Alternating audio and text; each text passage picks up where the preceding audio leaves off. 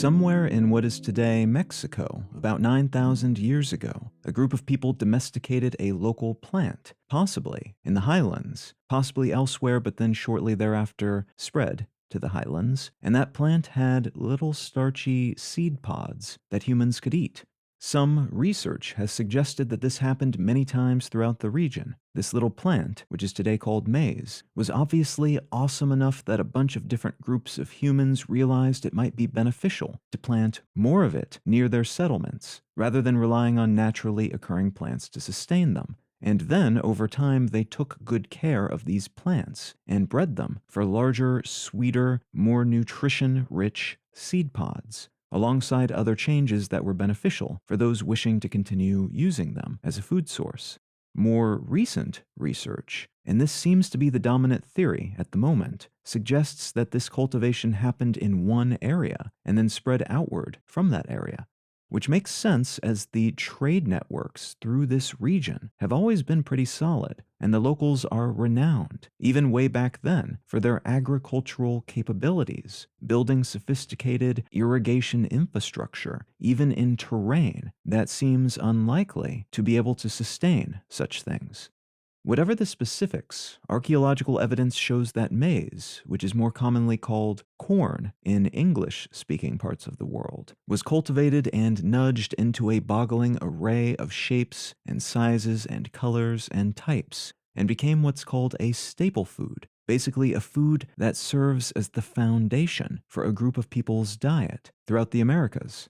When Europeans started showing up in the Americas, killing and plundering and enslaving everybody, beginning at the tail end of the 15th century, they also adopted the consumption and cultivation of maize. There's some written evidence that they were hesitant about this at first, in part because their Christian beliefs indicated that only bread made from wheat could transubstantiate into the body of Christ for religious purposes, and in part because of their familiarity with wheat from back home. Corn seemed less appealing as a staple food than that more familiar wheat. The same was true of potatoes and cassava, which were a few other staple foods they were encountering during their colonization efforts.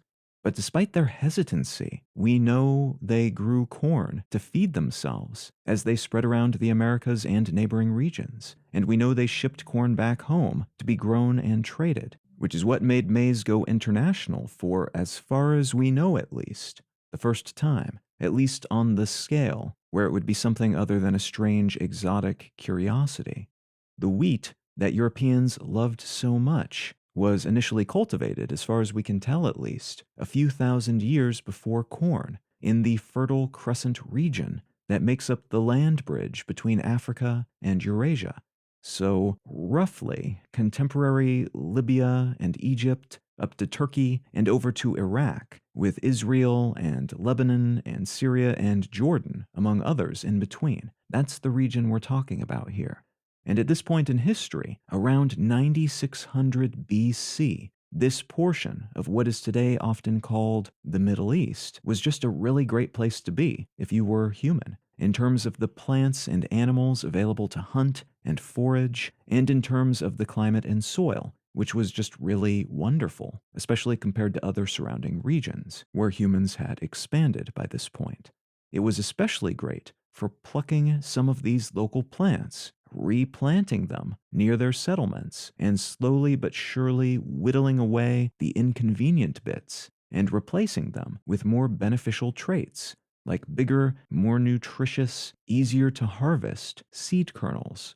This region is also considered to be the cradle of human civilization, which means, in essence, it's where we started to develop agriculture, the domestication of plants, and the scaling up of our planting and harvesting of them, which in turn allowed us to start making more food for more people, expanding our population, and importantly, specializing. Basically, being able to have people who do things other than gather food all day, which until this point in history wasn't really an option. Other foods were also hunted and scavenged and produced, but wheat was the staple crop that pulled it all together and became the foundation of the local diet. And that foundation was sturdy because wheat was dietarily substantial enough to allow these burgeoning civilizations to get pretty big.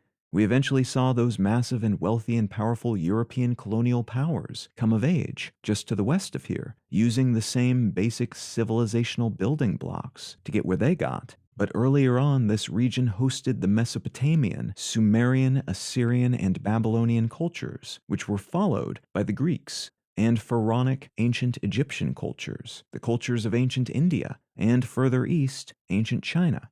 Though if you go far enough in that direction, you find less reliance on wheat and the bundle of technologies and cultural norms associated with it, and begin to see a civilizational reliance on another staple crop, rice.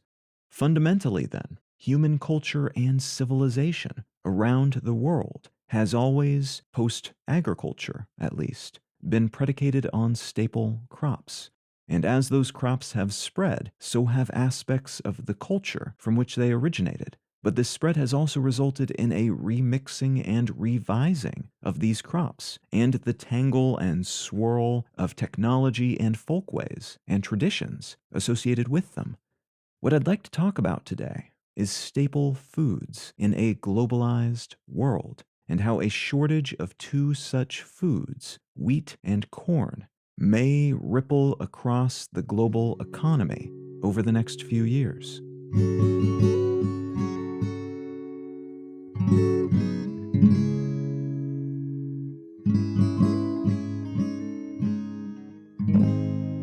You're listening to Let's Know Things.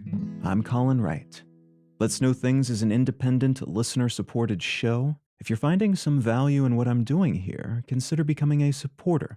One of the simplest ways to do that is to become a patron at patreon.com/letsknowthings. You can also become a member at understandery.com. But you can find a complete list of both monetary and non-monetary ways to support this show at letsknowthings.com/support. A great big thanks to everybody who's already helping to support this show, and thank you in advance if you're considering doing so in the future. All right, let's get back to the show.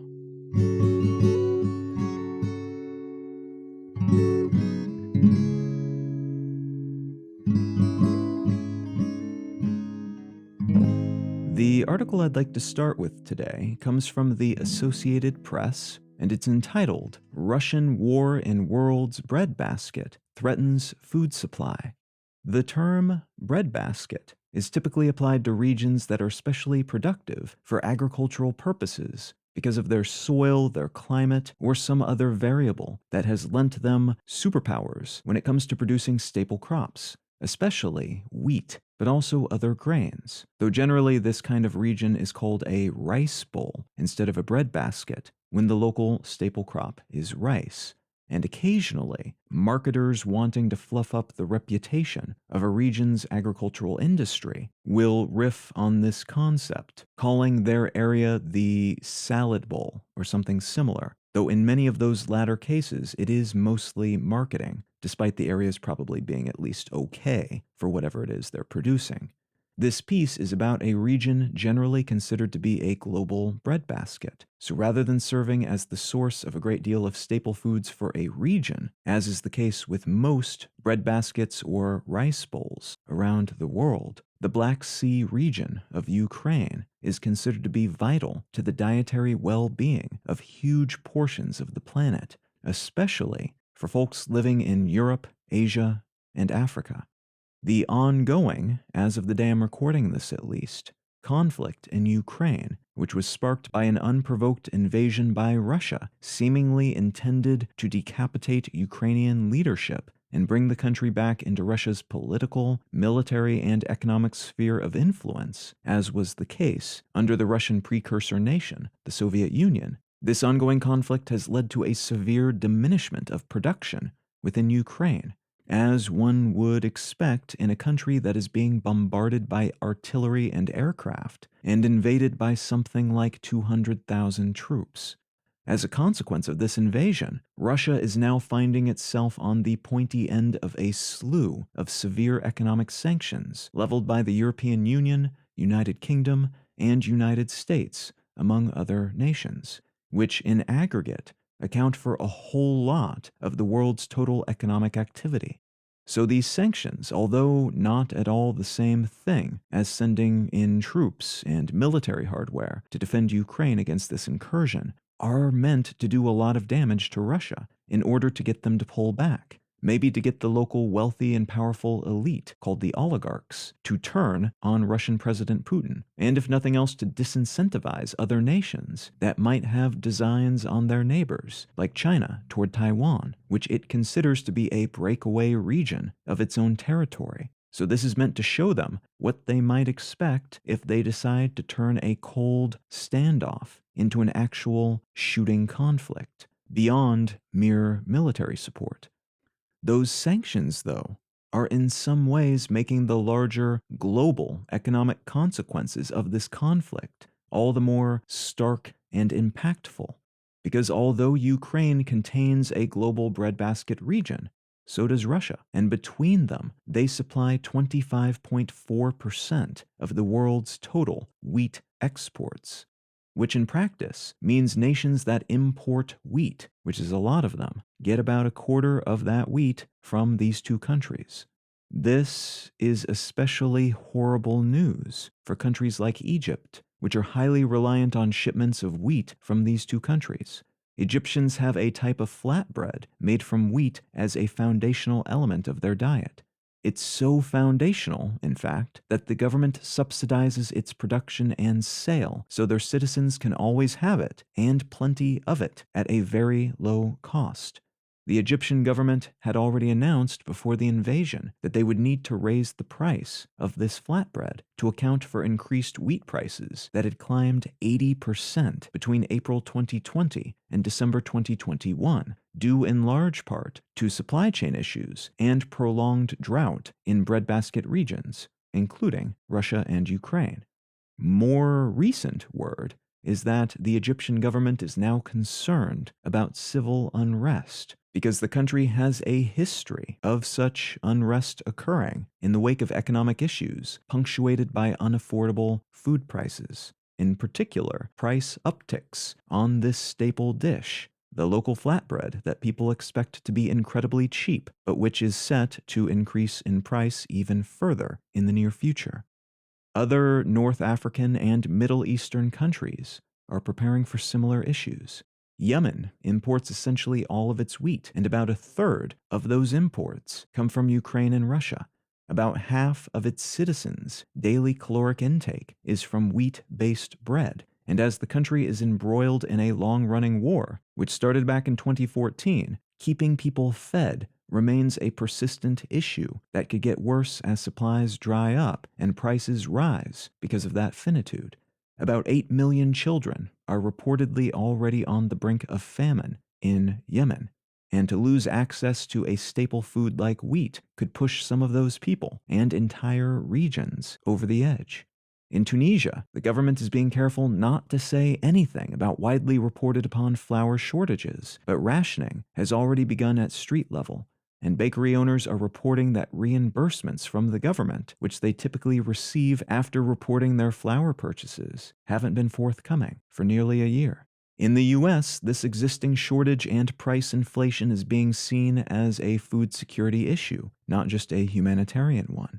People can cope with a lot of hardships, even to the point where their quality of life begins to shrivel and change as prices on all sorts of things skyrocket. But when food supplies diminish and folks begin to think they won't be able to feed themselves and their families, that's when you start to see riots, uprisings, and revolutions, which, although can sometimes eventually lead to positive outcomes, still tend to be incredibly dangerous and uncomfortable for everyone involved in the moment, and can lead to a lot of long-term uncertainty globally. And governments and their militaries do not like uncertainty. It's estimated by the U.S. Department of Agriculture that wheat exports from Russia and Ukraine will be down 12% for the current marketing year, which began in June. And that's based on the premise that Australia is having a record harvest this year, and some of the shortfall from the war will be made up by India, which has been producing bumper crops and shipping more of its excess overseas to build out its wheat export relationships. The US also expects American shipments to be higher this year, compared to last year's drought hindered, lowest in a century growing season. It'll still be lower than usual due to an ongoing drought in the western and northern plains regions, but not nearly as bad as last year's abysmal turnout. The current state of affairs for the global wheat industry, then, was already very bad for those buying wheat, even before this invasion, which is taking place in a global breadbasket area, and which has led to economic sanctions on a country containing another breadbasket area. The price tag inflation on this staple food, then, will almost certainly only go up, in part because of the reality of that shortage, but also because of the anticipation of future shortages. The planting season for these Ukrainian and Russian breadbaskets start in just a few weeks, and if these farmers are not able to get out and sow their fields because they're under attack, because they're being paralyzed by sanctions, or because they've been conscripted or otherwise compelled to fight, that's a huge chunk of the global market for wheat that will just not be there next year. And that means all the shortfalls and price bumps we're seeing now will likely seem insignificant compared to what next year brings. And the markets are already beginning to price that future possibility into today's shipments. Ukraine's breadbasket region is also vital to the world's corn supply. It's estimated that Ukraine produces about 17% of global corn exports, the fourth largest corn producer on the planet. Like wheat, corn is a staple food and is thus vital for the dietary well-being of huge chunks of the global human population.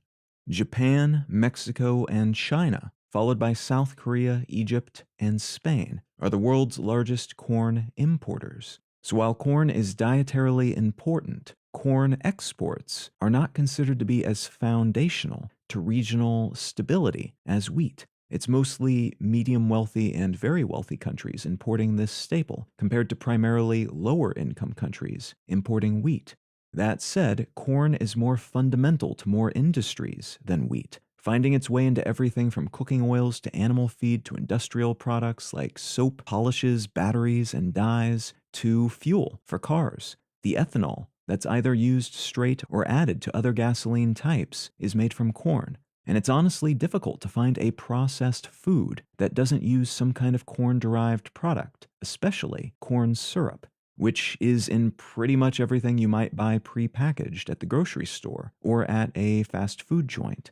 And that's part of the larger issue here, because while there will almost certainly be inflationary effects on food, and we've seen a bunch of inflation on food already because of pandemic-related supply chains and production issues over the past 2 years, but this is in addition to that, we will also likely be seeing secondary inflationary effects on these staples because they're so vital to so many regions and industries. It's a bit like how the price of gas, of petrol, of jet fuel, of ship fuel can reverberate outward to influence everything else on the market, because fuel allows us to make and move things from place to place. And there isn't a whole lot of commerce that can be conducted without using at least some fuel.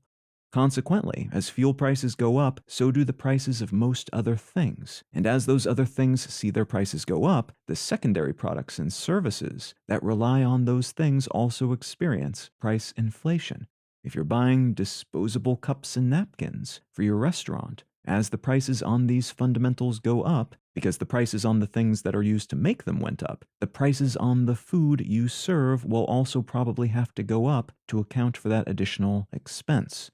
And that same sequence of inflationary effects is playing out here already, and will likely expand and inflate still further as the consequences of this invasion of Ukraine by Russia are measured and processed and incorporated into next year's economic data. This is already happening, but this is still such a recent thing with so many moving parts and unknowns that we're juggling a lot of made-up numbers at the moment, and the reality of the situation hasn't really landed yet. And as it does, we will likely see the consequences of those numbers ripple outward to encompass even seemingly disconnected portions of the economy. Because these crops, wheat and corn, but also other things produced locally like oil seeds and neon, which is a gas used in the production of semiconductors, of microchips, are so interconnected with so many other things. One more point worth making here is that this situation is not unique to Russia's invasion of Ukraine. In a globalized economy where everything is integrated and interwoven with all the other things, we'll tend to see reverberations of this kind anytime there is a real deal conflict of this sort anywhere. The severity of those consequences will vary based on the country, what it makes and consumes, and how well integrated it is with the rest of the world. But what we're seeing is both one of the downsides of globalization, in that these consequences are felt by all, and one of the debatable upsides, which is basically that such invasions have a natural disincentive attached to them. There are so many downsides for so many people and governments when anyone invades anyone else that the world is arguably safer and less violent on average today because it's just a lot more beneficial to trade and keep conflicts confined to the economic realm because of how thoroughly tied together we've all become.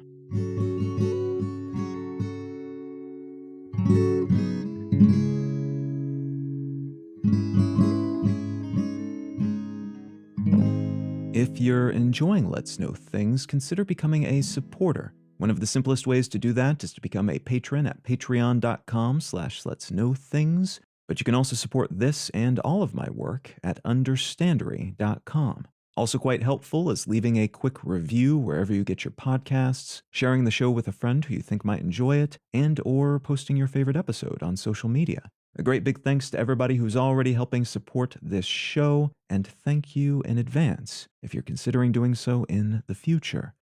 The book I'd like to recommend today is called The Star Builders: Nuclear Fusion and the Race to Power the Planet by Arthur Terrell.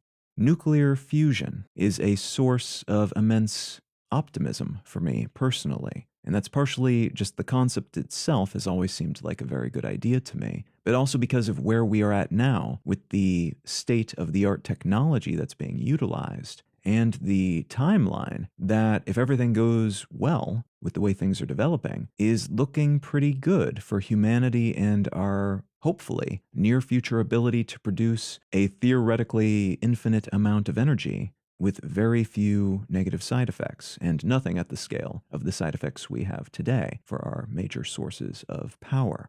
Now, because nuclear fusion has been 10 or 20 years away for the past 50 years or so, a lot of the changes in this space will not necessarily be evident or legible to everyone.